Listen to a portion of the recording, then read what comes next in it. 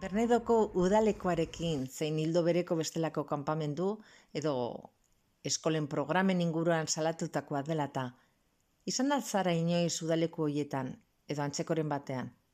Bertan edo hurbiletik bizi izan alduzu egoera berdintxurik.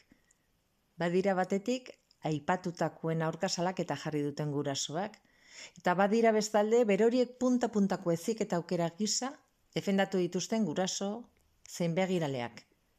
Gure asmoa ez da aldez aurretiko epaiketarik egitea, zen perzezioaren berri izena agertu gabe, emateko aukera eskaini.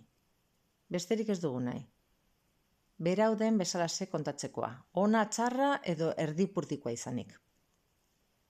Aipatutako esperientzia bertan eta zuzenean bizi izan zenutenoi soilik.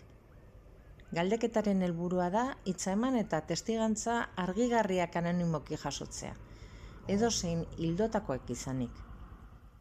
Horiek inoiz zabaldu eta ezagutzera emateko xedeaz. Edo nola ere, hala nahi izan ezkero, nork bere izena ezagutarazi eta babestu elkartearekin harremanetan jartzea badauka.